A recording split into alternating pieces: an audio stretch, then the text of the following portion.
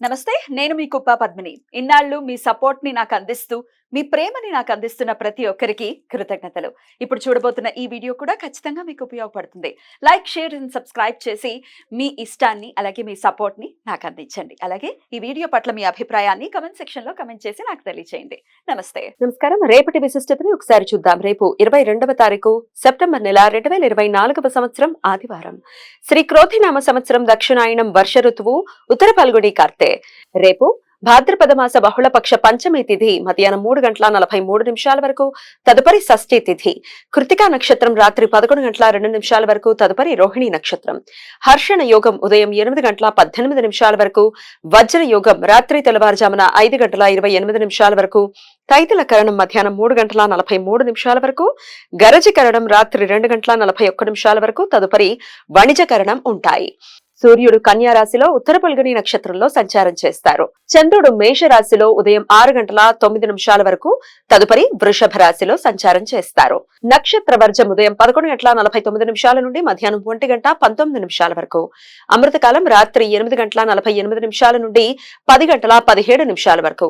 హైదరాబాద్ ప్రాంతం వారికి సూర్యోదయం ఉదయం 6:05 సూర్యాస్తమయం సాయంత్రం 6:12 చంద్రోదయం రాత్రి 9:36 చంద్రాస్తమయం ఉదయం 10:14 అభిజిత్ ముహూర్తం పగలు 11:44 నుండి మధ్యాహ్నం 12:33 వరకు.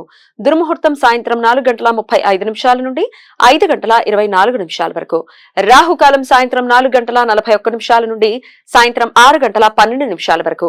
గుళిక కాలం మధ్యాహ్నం 3:10 నుండి సాయంత్రం 4:41 వరకు. యమగండం మధ్యాహ్నం 12:09 నుండి 1:40 వరకు. రేపు మాస కృతికా వ్రతం.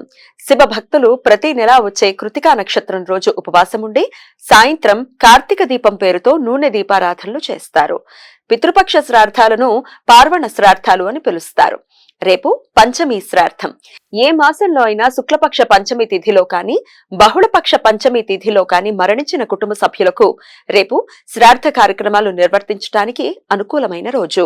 సాయన రవి తులారాశిలోకి రేపు సాయంత్రం 6:12 ప్రవేశిస్తాడు. అప్పటి నుండి తులాయనం మొదలవుతుంది. పితృ తర్పణాలు ఇవ్వటానికి అనుకూలించే విషువత్ పుణ్యకాలము రేపు మధ్యాహ్నం 12:09 నుండి సాయంత్రం 6:12 వరకు ఉంటుంది.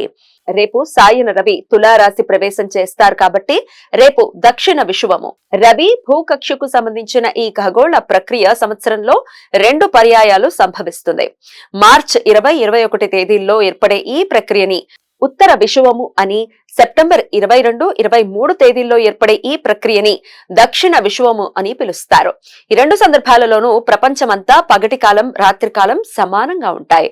ఉత్తరార్ధగోళంలో నివసించు వారికి అంటే America, Britain, Canada, Russia, China, Bharat ఇక్కడ శరదృతువు.